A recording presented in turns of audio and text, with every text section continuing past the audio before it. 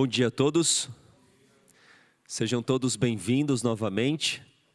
Eu sei que ontem foi um dia um tanto quanto puxado de reuniões, de palestras, mas graças a Deus o Senhor nos tem fortalecido para continuarmos estudando a sua palavra.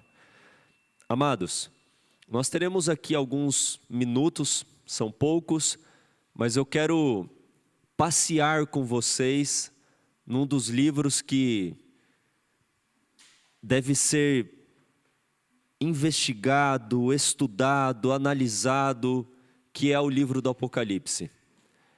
Na primeira mensagem que eu apresentei a vocês, o título era Um Chamado à Lucidez, e eu apresentei para vocês a primeira mensagem angélica. E eu falei que o temer a Deus é ter a certeza da presença constante de Deus em nossa vida. E assim como Enoque tinha o temor de Deus, a certeza presente de Deus na vida dele, assim nós devemos ter também. E assim andarmos com Deus como Enoque também andou. E hoje eu quero apresentar a vocês uma das profecias mais belas da palavra do Senhor, que muitas vezes não estudamos ou não conhecemos, mas é um chamado a profetizar. Parece um tanto quanto evangélico esse título de sermão, mas vocês entenderão no decorrer do estudo que nós faremos. Então eu convido você a abrir a sua Bíblia no livro do Apocalipse. Vamos, de uma maneira introdutória, apresentar este livro.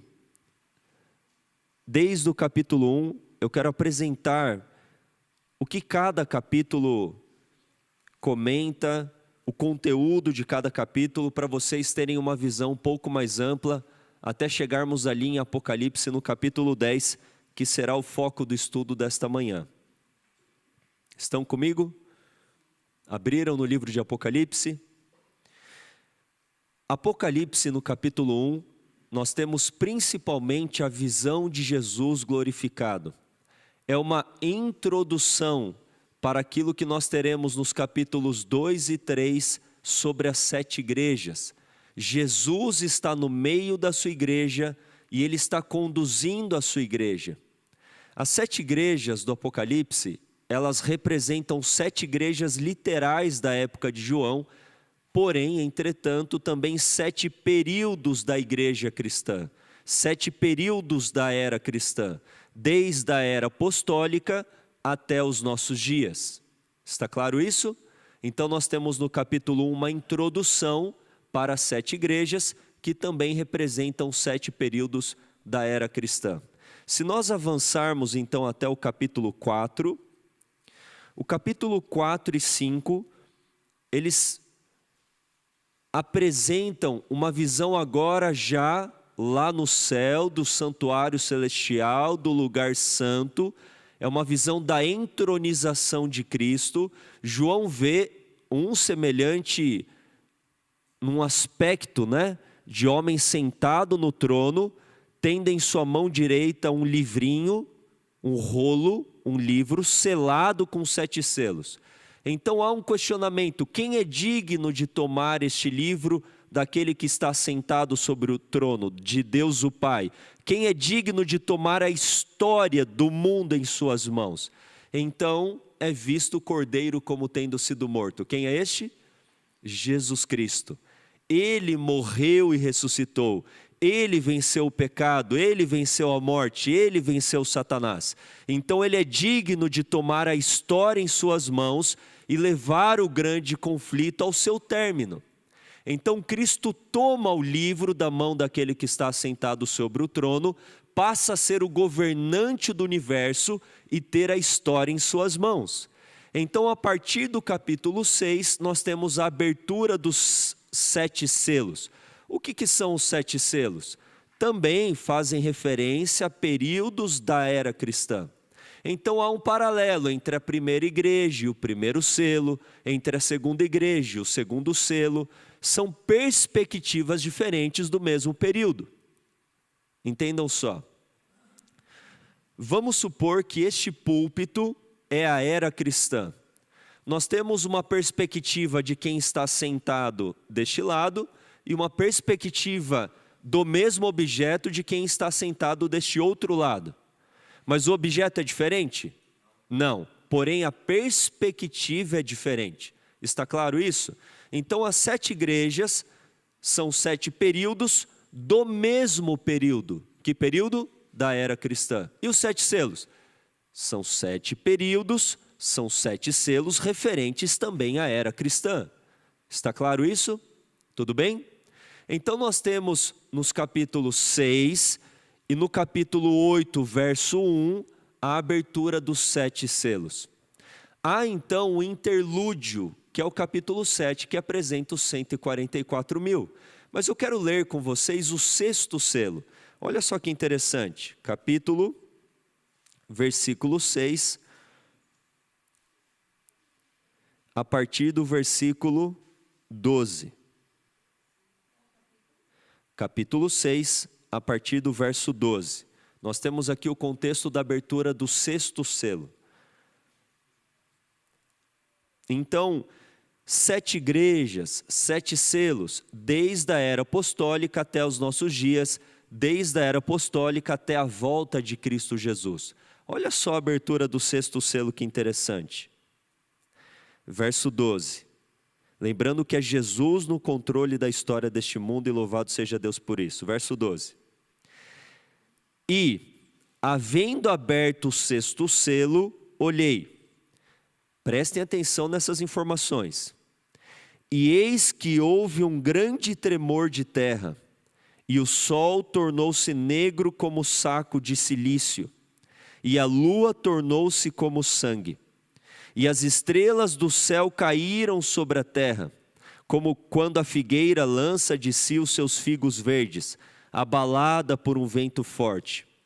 E o céu retirou-se como um livro que se enrola, e todos os montes e ilhas foram removidos dos seus lugares.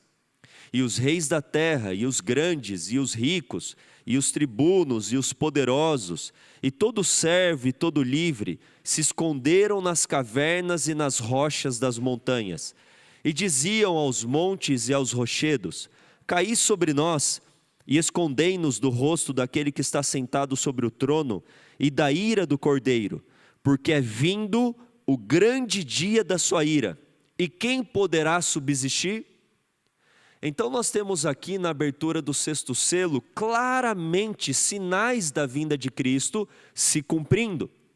Um grande tremor de terra, o sol se tornando escuro, a lua vermelha como sangue, rochas caindo, e há um questionamento: quem pode suportar a ira de Deus e do Cordeiro? Que está aqui no versículo 17. Então a resposta para o verso 17 está onde? No capítulo 7. Quem pode estar de pé quando Cristo voltar com poder e glória? Os 144 mil. Estes podem estar em pé, estes que foram selados com o selo do Deus vivo, estes podem estar em pé quando Jesus voltar com poder e glória. Amém por isso? Guardem essa informação que é muito preciosa para o sermão desta manhã. Guardem essa informação. É a identidade do povo de Deus que pode estar em pé quando Cristo voltar com poder e glória. Então nós temos o contexto da abertura do 7º selo. Avance então para o capítulo 8, porque o capítulo 7 fala dos 144 mil. Capítulo 8, versículo 1 diz o quê? E havendo aberto o 7º selo, fez-se o quê? Silêncio no céu, quase por meia hora. Ou seja, é o retorno de Cristo. O silêncio no céu é porque o céu está vazio. Jesus e os seus anjos estão voltando para resgatar o seu povo aqui na terra. Então a abertura do 7º selo é uma referência muito clara à volta de Jesus. Então entre o 6º selo e o 7º selo, nós temos Apocalipse 7, os 144 mil. Está claro isso? Entre o 6º selo e o 7º selo, nós temos a visão dos 144 mil. Quem são eles? São aqueles que podem estar em pé quando Jesus voltar com poder e glória. Agora nós teremos uma outra introdução. Assim como nós tivemos Apocalipse 1, que introduz Apocalipse 2 e 3, as 7 igrejas. Como nós tivemos Apocalipse 4 e 5, que introduz os 7 selos, Jesus tomando o livro na mão daquele que estava sentado sobre o trono. Nós temos agora também uma introdução para as 7 trombetas. Pastor, o que são as 7 trombetas? Elas fazem referência também ao mesmo período histórico, a era cristã, só que numa perspectiva diferente. Então vamos recapitular? 7 igrejas, 7 selos e 7 trombetas. Esses 3 períodos fazem referência à era cristã, porém em perspectivas diferentes. Enquanto as 7 igrejas e os 7 selos vão falar mais da experiência do povo de Deus, as 7 trombetas agora vão falar a respeito do mundo ímpio. Deus está julgando o mundo de uma maneira indireta. O mal que gera o mal se volta contra ele. Por meio das 7 trombetas, Deus quer conduzir os que habitam sobre a terra ao arrependimento, porque Ele quer salvar a todos. Deus quer salvar a todos os seres humanos. Então Ele permite situações, Ele traz juízos indiretos para conduzir as pessoas ao arrependimento. Então nós temos aqui referências à invasão do Império Ocidental, Romano Ocidental, a invasão do Império Romano Oriental, o povo de Deus clamando por justiça, o povo de Deus clamando que Deus intervenha, e Deus ele intervém por meio das 7 trombetas para conduzir as pessoas ao arrependimento, conduzir as pessoas a se prepararem para o fim, se prepararem para a vinda do nosso Senhor Jesus Cristo. Mas há algo bem interessante aqui também. No contexto do toque da 6ª trombeta e da 7ª trombeta, nós temos também um interlúdio. Assim como nós tivemos o interlúdio entre o 6º selo e o 7º selo, capítulo 7, os 144.000, nós temos um interlúdio entre a 6ª trombeta e a 7ª trombeta. Sabe qual que é esse interlúdio? Apocalipse capítulo 10. Esse comentário introdutório ele é muito necessário. Por quê? Porque nós temos que fazer um paralelo entre Apocalipse 7 e Apocalipse 10. Entre os 144.000 e a experiência que João terá agora em Apocalipse no capítulo 10. Vamos ver a questão do toque da 6ª trombeta em relação a uma profecia muito significativa. Vamos ver aqui. Apocalipse capítulo 9, abram comigo, versículo 15.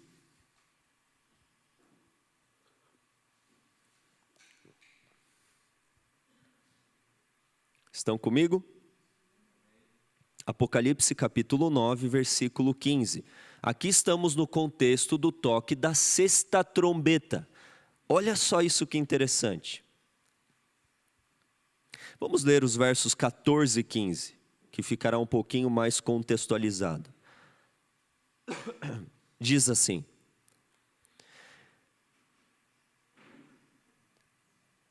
desde o verso 13, melhor ainda, 13. E tocou o 6º anjo a sua trombeta, e ouviu uma voz que vinha das 4 pontas do altar de ouro, que estava diante de Deus. Então é uma referência ao lugar santo. Então até aqui, referência ao lugar santo. Verso 14. A qual dizia ao 6º anjo que tinha a trombeta: solta os 4 anjos que estão presos junto ao grande rio Eufrates. Ou seja, já localizou o rio Eufrates, já deu uma questão geográfica. Olha o verso 15. E foram soltos os 4 anjos que estavam preparados para a hora. Está acompanhando? Para a hora, e dia, e mês, e ano, a fim de matarem a 1/3 parte dos homens. E aí continua até o versículo 21, a descrição da 6ª trombeta. Nós temos aqui uma profecia de tempo no contexto da 6ª trombeta. Que profecia é essa de tempo? Acompanhem aqui. 1 ano, 1 mês, 1 dia e 1 hora. Não é difícil. É até um tanto quanto lógico. Um ano, repitam comigo, um mês, um dia e uma hora. Eu falei para vocês que há um paralelo entre primeira igreja, primeiro selo, e há um paralelo em questão de tempo também com a primeira trombeta. Segunda igreja, segundo selo, segunda trombeta. Há um paralelo em questão de tempo. Compreendem isso? Há um paralelo em questão de tempo. Se no sexto selo nós temos sinais, grande terremoto, sol escuro, lua vermelha como sangue, nós temos uma referência também à queda das estrelas, nós temos referências a sinais da vinda de Cristo.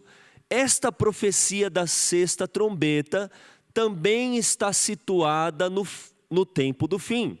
Vamos entender um pouquinho mais. Olha só que interessante essas informações que eu passarei aqui para você. Preste atenção. Em 1755, qual que foi a data que eu falei? 1755, acontece o grande terremoto de Lisboa. Acontece então na Europa, é sentido também no norte da África, numa parte aqui também do mundo mais ocidental, um terremoto que foi avassalador. 1755. Em 1780, 19 de maio, depois vocês podem dar um Google, acontece o dia escuro. Era cerca do meio-dia, o sol se torna escuro como esta parede aqui. Mas não era um eclipse solar, não era um eclipse lunar, não era nada de eclipse. Foi de fato algo sobrenatural. Os animais começaram a voltar para os seus covis. As pessoas tiveram que sair do seu labor e retornarem para suas casas. Elas não conseguiam entreter um diálogo face a face. Densas trevas caíram sobre a terra, na parte ocidental. Cerca de meio-dia, 1780, 19 de maio. É considerado dia escuro, é um fenômeno sobrenatural. O dia passou em densas trevas, já no período da noite, o que aparece vermelho como sangue? A lua aparece vermelha como sangue. Passa-se um pouco mais de tempo. No dia 13 de novembro de 1833, nos Estados Unidos, que é presenciado também no Canadá, mais para o norte do México também, uma chuva de meteoros durante horas e horas e horas e horas. Algo também sobrenatural, 1833. Uma chuva de meteoros que eles entenderam como sendo a queda das estrelas. Agora nós chegamos, todas essas informações cumprem o sexto selo. Porque quando abre o sexto selo não tem um grande terremoto? 1755. Não há o sol escuro e a lua vermelha como sangue? 1780. Não há a queda das estrelas? 1833. Então nós temos na sexta trombeta a profecia de tempo. Qual é? Um ano, um mês, um dia e uma hora. Se nós fizéssemos aqui um estudo mais detalhado, com mais tempo, nós entenderíamos que esta profecia se refere ao Império Turco-Otomano. Um período de supremacia do Império Turco-Otomano. 4 sultões. Esses são os 4 anjos ligados ao rio Eufrates. Eles são soltos para dominar, para conquistar, para matar 1/3 daqueles que habitam sobre a terra. E eles fazem isso, amados, prestem bem atenção, exatamente no tempo profético que a profecia já previa. Vamos decifrar este tempo profético comigo? 1 ano em profecia são 360 dias proféticos. Alguém está com uma calculadora? Você pode me ajudar? Me ajudem aí. 1 ano, 360 dias. Pastor, por que não 365? Porque no calendário judaico, que é um calendário lunisolar, em média são 360 e não 365. Então na profecia usamos um ano como sendo 360. Tudo bem? Um ano, 360. Um mês tem quantos dias? 30. Soma aí, 360 com 30. Um dia, um ano. Uma hora, se nós pegássemos e dividíssemos um ano, um dia, aliás, representando então um ano, nós temos que dividir isto por 24 e assim chegaremos nos 15 dias. Uma hora representa 15 dias. Soma aí comigo. 360 mais 30 mais 1 mais 15 dias. Vai dar quanto? 391,15 dias. Tudo bem? Os 4 sultões, eles passam a dominar e avançar pela Turquia e conquistar Constantinopla e dominar na supremacia do Império Turco Otomano, sabe durante quanto tempo? 391 anos e 15 dias, de 1449 até 1840.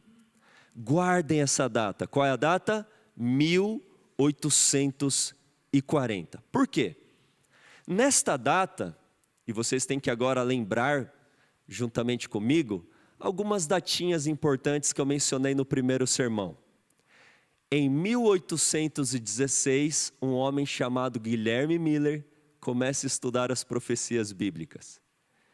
Em 1818, ele conclui: Jesus voltará daqui 2 anos. Depois de 5 anos estudando mais, até 1823, ele conclui: é isso mesmo, Jesus está muito perto de voltar. Ele demora mais 8 anos para pregar o seu primeiro sermão em 1831. Quando ele prega o seu primeiro sermão, o que já tinha acontecido? Terremoto de Lisboa, dia escuro, lua vermelha como sangue, o aprisionamento do Papa Pio VI em 1798. Ele começa a pregar em 1831. O que acontece em 33?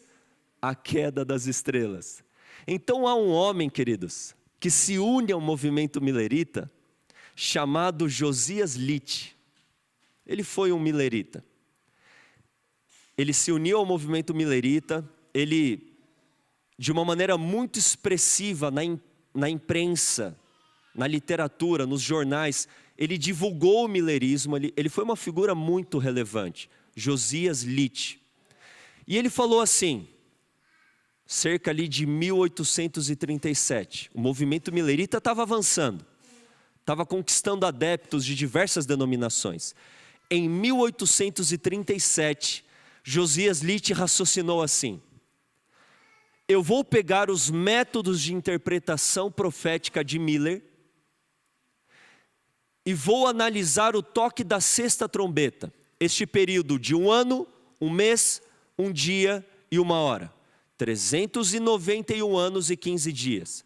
E ele fez um estudo, e ele publicou no jornal: se os métodos de Miller estão corretos, em 1840, 11 de agosto de 1840, o Império Turco Otomano vai cair. Queridos, pensem nisso. Vamos fazer uma viagem na história. E agora, entre num contexto histórico de tempo que você está ali lendo e vendo tudo isso. Papa Pio VI aprisionado em 1798. Antes disso, terremoto de Lisboa. Dia escuro e lua vermelha como sangue. Em 33, queda das estrelas. Daí você lê lá Josias Litt, em 1837. Império Turco Otomano vai cair em 1840, daqui 3 anos. Amados, chega no dia 11 de agosto de 1840, o que acontece? A queda do Império Turco Otomano. Sabe o que a história registra? Sociedades de ateus se converteram ao milerismo. Milhares de pessoas se converteram em um único dia. Muitas vezes a gente ouve a história do movimento milerita como se fosse assim: Guilherme Miller estudou algumas profecias ali e começou a pregar que Jesus voltaria. Amados, a volta de Jesus para eles era algo tão certo, tão evidente, tão embasado na profecia. Eles estavam experimentando o cumprimento profético das coisas, entendem isso? De uma maneira experimental mesmo. Alguns que foram adeptos ao movimento milerita, eles viram o escurecimento do sol, eles viram a lua vermelha como sangue, eles viram a queda das estrelas, eles leram o jornal, eles viram a previsão feita pela profecia e o cumprimento assim exato.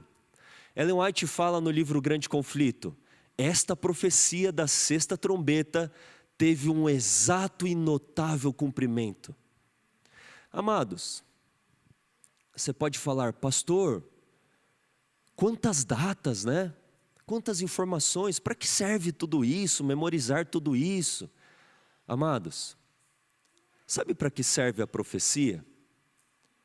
Para fazer com que nós nos aproximemos e amemos mais a Jesus. Em qual sentido? Ele está no controle da história deste mundo. Ele tem a história deste mundo em suas mãos. As coisas não estão acontecendo de uma maneira aleatória e Deus está perdido tentando contornar a situação. Não. Ele está conduzindo todas as coisas. Eu tenho dado aula para os alunos desta matéria de Apocalipse e eu ensinei para eles um pensamento que eu quero ensinar para vocês. Guardem estas palavras. O que é a profecia? Sabe o que é a profecia? É a história futura, antecipada e resumida. Isso é profecia. É história antecipada e resumida. E o que é história então, pastor? É a profecia cumprida e ampliada. Deus, Ele descortina para nós o futuro, não para satisfazer a nossa curiosidade, mas para que nós creiamos que Ele é o que Ele é, que Ele está no controle da história deste mundo, e aquilo que está diante de nós para se cumprir, se cumprirá. E a pergunta que você tem que responder hoje é: eu quero que os desígnios de Deus se cumpram em minha vida? Porque, amados, as profecias até hoje se cumpriram, e isso me dá certeza que as demais se cumprirão. Então eu preciso responder hoje: eu quero fazer parte de tudo isso ou não? Eu quero estar envolvido nisto tudo ou não? Eu quero que Deus cumpra os seus planos na minha vida ou não? Porque tudo isto vai acontecer, querendo você ou não. Você pode se rebelar, você pode fazer o que for, vai acontecer. Agora a pergunta que você tem que responder é: eu quero fazer parte de tudo isso? Porque vai acontecer. Então nós temos aqui, amados, de uma maneira contextualizada um tempo. Sexta trombeta e sexto selo apresentaram muitas datas para nós, nos contextualizaram no tempo.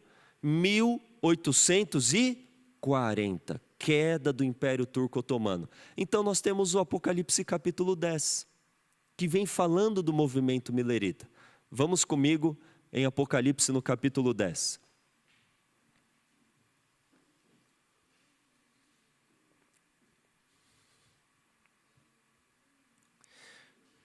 Posso avançar aqui mais uns 10 minutinhos ou não? Agora é 6h30, a gente pode ir até umas 6h40? Vamos lá. Apocalipse, capítulo 10. Vamos ler a partir do versículo 1. Relembrando, Apocalipse 10 está no contexto entre o toque da sexta trombeta e da sétima trombeta. Assim como Apocalipse 7 está no contexto da abertura entre o sexto selo e o sétimo selo. Vamos aqui, Apocalipse capítulo 10, a partir do verso 1. E vi outro anjo forte que descia do céu, vestido de uma nuvem, e por cima da sua cabeça estava o arco celeste. E o seu rosto era como o sol, e os seus pés como colunas de fogo. Eu não tenho tempo de analisar cada expressão. Este anjo não pode ser outro ser. Este anjo é o Filho de Deus. Este anjo é Jesus. Claramente. Apocalipse 1, Jesus glorificado tem o rosto resplandecendo como o sol. Apocalipse 4, por cima do trono é visto o arco da aliança. E este ser não pode ser outro senão o Filho de Deus. Verso 2. E tinha na sua mão um livrinho aberto. Guardem essas informações. E tinha na sua mão um livrinho aberto. E pôs o seu pé direito sobre o mar, e o esquerdo sobre a terra. E clamou com grande voz, como quando ruge um leão. E quando clamou, os 7 trovões emitiram as suas vozes. E quando os 7 trovões acabaram de emitir as suas vozes, eu ia escrever. Mas ouvi uma voz do céu que me dizia: sela o que os 7 trovões emitiram, e não o escrevas. E o anjo que vi estar sobre o mar e sobre a terra, levantou a sua mão ao céu, e jurou por aquele que vive para todo sempre, o qual criou o céu e o que nele há, e a terra e o que nela há, e o mar e o que nele há, que não haveria mais demora. Amados, vamos lá. Este anjo é Jesus. O fato de ele colocar o pé direito e o esquerdo sobre mar e terra significa soberania, toda autoridade. Vocês lembram que antes de Cristo ascender aos céus, ele disse o que para os seus discípulos? Toda autoridade me foi dada no céu e na terra. Este anjo, ele possui toda a autoridade. E ele vai conduzir a história deste mundo, porque este anjo, sendo filho de Deus, tomou o livrinho daquele que estava sentado sobre o trono. Apocalipse no capítulo 5, versículo 1, é visto o livrinho, e ele depois então toma este livrinho a partir do versículo 6. Ele vai conduzir a história deste mundo. Então ele levanta as mãos aos céus e faz um juramento, de que já não haveria mais demora. O que significa isso? Abra sua Bíblia comigo lá em Daniel no capítulo 12. Vamos lá. Daniel, capítulo 12.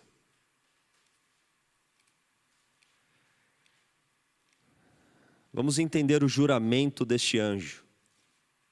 E aqui, queridos, vai ser um antídoto para todos nós de movimentos que insistem em acontecer e existir em nosso meio como adventistas. E vocês vão entender o que eu estou falando. Daniel no capítulo 12, a partir do versículo 4.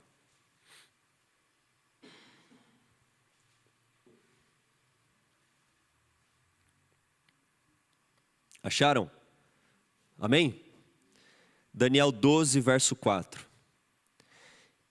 E tu, Daniel, encerra estas palavras e sela este livro.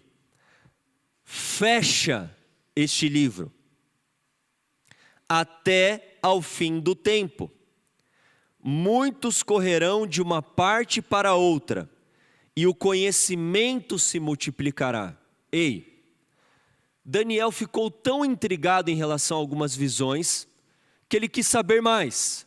Mas o anjo disse para ele: sela o livro até o tempo do fim. No tempo do fim, muitos esquadrinharão o teu livro, Daniel, e o saber a respeito do livro de Daniel se multiplicaria.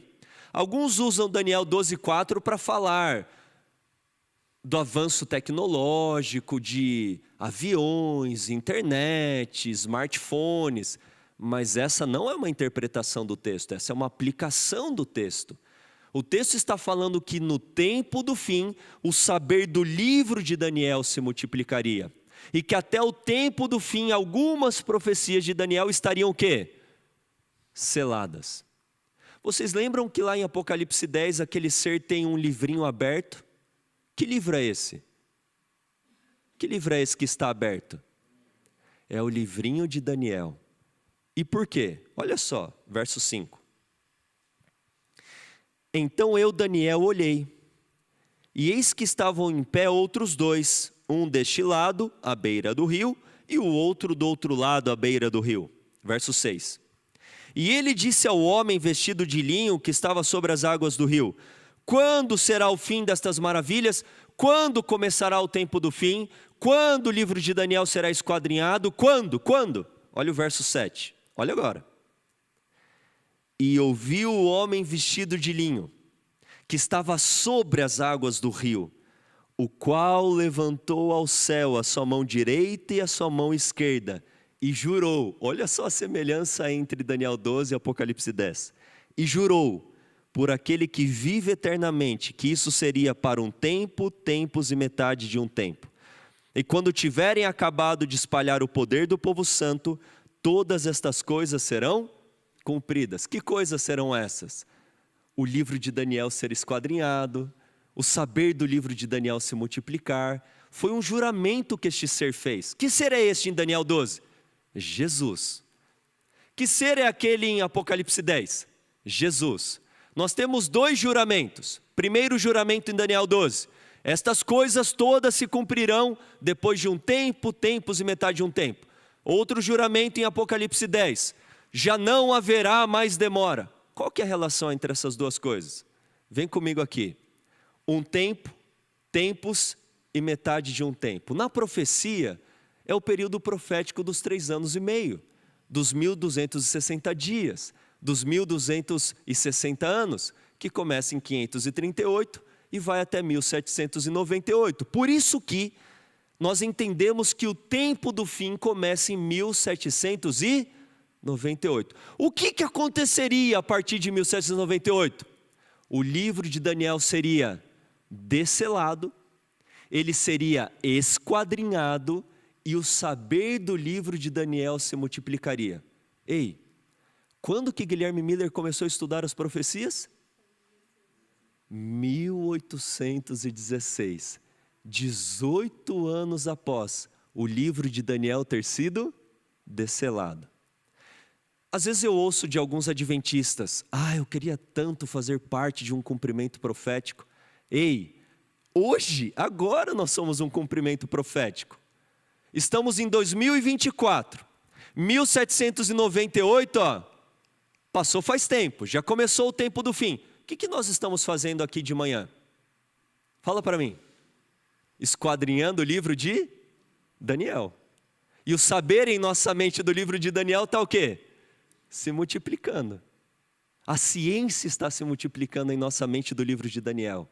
Então estamos sendo agora um cumprimento da profecia. E ele fez um juramento. Estas maravilhas vão acontecer a partir de 1798. Chega 1798, chega 1840, estamos em Apocalipse 10 e este anjo fala o que agora? Já não haverá mais demora. Esta não é uma tradução tão precisa. A melhor tradução seria: já não haverá mais cronos, já não haverá mais período, já não haverá mais contagem profética, já não haverá mais tempo profético. Amados, o último período profético é das 2.300 tardes e manhãs, 1844. Não tem uma outra data, não sabemos o dia e a hora da vinda de Cristo. Não podemos ficar marcando anos para a vinda de Cristo. É um erro. Se você já ouviu pregadores, pastores, teólogos defendendo 2027, 2031, fuja disso. Porque o anjo que é Jesus disse: já não haverá mais contagem de tempo, já não haverá mais período profético. Nós sabemos que Jesus está muito perto de voltar, não porque precisamos marcar uma data, porque todos os sinais do 6º selo, da 6ª trombeta já se cumpriram. Mateus 24 está se cumprindo à risca. O que está faltando para Jesus voltar? Sabe o que falta, amados? Não é o Papa fazer alguma coisa, não é o Biden sair e entrar o Trump. Amados, não é isso que está faltando. Sabe o que falta? Falta um povo consagrado para ser selado e dar o alto clamor. falta um povo reavivado e reformado que vive a vontade de Deus. É a agenda de Deus que tem que ser a nossa preocupação. Às vezes a gente fica tão preocupado com os movimentos das nações, não estou falando que não podemos estudar essas coisas, a gente fica tão preocupado com as ações do papado, tão preocupado com aquilo que está acontecendo no mundo, e a gente deixa de lado a consagração, a morte do eu, Cristo vivendo em nós, a preparação necessária para aquilo que está diante de nós. Porque, amados, Deus precisa de um povo neste tempo que deu o alto clamor. Deus precisa de um povo que seja a resposta para Apocalipse 6,17. Quem poderá se manter? Quem? Se Deus olha para a terra e não vê quem, como que Ele vai soltar os 4 ventos? Não está faltando profecia de tempo se cumprir. Fujam de movimentos fanáticos como esses. Está faltando um povo consagrado. Está faltando um povo unido, está faltando um povo que reflete o caráter de Cristo, de amor, de misericórdia, de justiça. É isso que está faltando, amados. Apocalipse 14, a partir do versículo 14, fala da volta de Jesus, que Ele virá para colher o precioso grão. Ora, o que é o grão preparado e maduro? É um povo que reflete o seu caráter. Enquanto ficarmos tentando remarcar data, é um erro que os mileritas cometeram, que muitos adventistas cometeram. E até hoje pessoas insistem. Já não haverá demora, já não haverá mais período, já não haverá mais contagem de tempo. Não haverá mais. Se preparem, eu estou muito perto de voltar. E neste tempo, e assim finalizaremos com isso, volta para Apocalipse 10.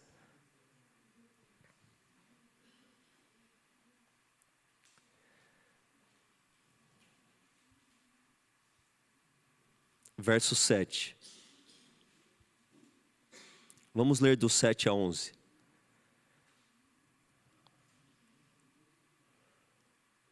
Mas, acharam 10, 7? Mas, nos dias da voz do 7º anjo, quando estiver para tocar a trombeta, e a 7ª trombeta faz referência ao juízo investigativo 1844, se cumprirá o quê? O segredo de Deus, como anunciou aos profetas seus servos. Não será a revelação do segredo, será o cumprimento do segredo de Deus. Guardem isso, verso 8.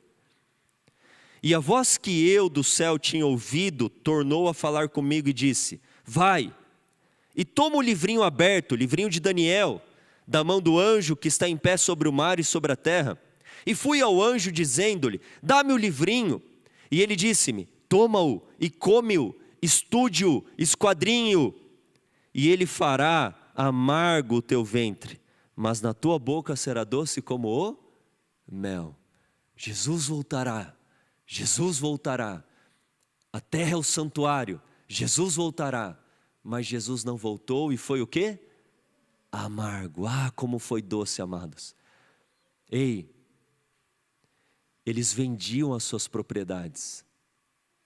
Mulheres que tinham perdido os seus maridos, confortavam os seus filhos dizendo: daqui a pouco a gente vai reencontrar o papai. As pessoas deixaram o seu labor no campo e se uniram de corpo e alma na pregação da brevidade da vinda de Cristo. Se tornou um movimento mundial, foi um grande reavivamento. Foi doce na boca como mel.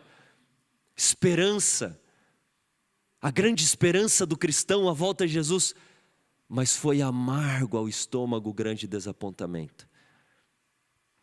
Verso 11. E ele disse-me: importa que profetizes outra vez a muitos povos e nações e línguas e reis. Como assim, neste contexto, será o cumprimento do mistério de Deus? O que é o mistério de Deus? São muitos versos no Novo Testamento. O mistério de Deus é o plano da salvação, que será consumado. E Colossenses capítulo 1, a partir do verso, se eu não me engano, 22, 24, vai falar: o mistério de Deus é Cristo em vós, a esperança da glória. O cumprimento do mistério de Deus é um povo preparado para ser salvo, completamente salvo. É a salvação que será manifestada para redimir, para resgatar. Jesus está muito perto de voltar. Mas depois do desapontamento eles entenderam: é necessário que vocês que já pregaram a primeira e a segunda mensagens angélicas, vocês avancem para a terceira mensagem angélica. Vocês precisam ainda pregar para todo mundo e preparar um povo para a breve vinda de Cristo. Amados, eu quero estender este convite a vocês nesta manhã. É necessário que ainda profetizes. Vai acabar este congresso. Vocês vão voltar para o lar de vocês, mas é necessário que ainda profetizes. Nós não somos evangélicos, nós somos e podemos entender que somos protestantes, mas nós somos um movimento profético. A nossa história está na profecia, não somos melhores do que ninguém. Não pensamos que somos exclusivistas, mas Deus nos chamou para uma missão: pregarmos as 3 mensagens angélicas e prepararmos um povo que estará de pé quando Cristo voltar, que será o cumprimento do mistério de Deus. Cristo em vós, a esperança da glória. Vocês entendem que de bilhões de pessoas Deus te chamou para este momento? Quer você seja idoso, quer você seja criança, este é o momento, este é o povo, o tempo é agora. Jesus está voltando. É necessário que ainda profetizes. Viva o Evangelho, pregue a profecia, apresente a brevidade da vinda de Cristo. E eu creio que Jesus poderá voltar em nossa geração. Você se une a mim? Você aceita este chamado? Que Deus abençoe a vida de todos nós, em nome de Jesus. Vamos nos colocar de joelhos, vamos falar com o nosso Deus.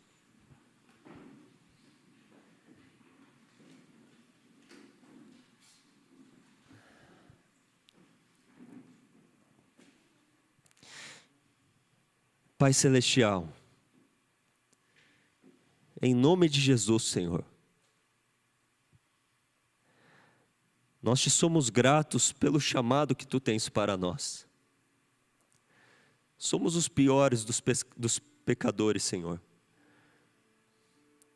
mas aceitamos o Teu chamado para nós, e rogamos que o Senhor nos purifique, nos lave com o sangue de Cristo Jesus, nos perdoe e nos dê poder para vivermos o Teu Evangelho e proclamarmos o Evangelho a todo este mundo. Obrigado, ó Senhor, por nos fazer conhecedores dos mistérios da profecia, para que nós possamos crer que Tu és Deus e que o Senhor está no controle da história deste mundo. O Senhor nos chamou como movimento profético. Queremos ter a nossa fé alicerçada na nossa história e naquilo que o Senhor tem nos chamado para fazermos. Nos dê forças para vivermos as mensagens que proclamamos. Nos dê forças para proclamarmos estas mensagens e advertirmos o mundo do breve juízo, das pragas que cairão sobre a terra, que eles possam se arrepender dos seus pecados, que eles possam atender o último chamado do Senhor ao arrependimento e à salvação. Aqui estamos nós, ó Senhor. Usa-nos, enche-nos do Teu Santo Espírito, e que no nosso lar, na nossa vizinhança, nós possamos sair motivados, animados, a proclamarmos a brevidade da vinda de Cristo. Que nos unamos a este movimento, que não é estático, que não está estagnado. Impulsione, ó Pai, reaviva, reforma a nossa vida e prepara um povo para a Tua breve vinda. Nos colocamos em Tuas mãos mais uma vez e o fazemos em nome de Jesus. Amém, Senhor. Amém. Amados, que Deus abençoe a todos, tenhamos um bom de jejum. Retornaremos aqui a partir das 8 horas. Amém.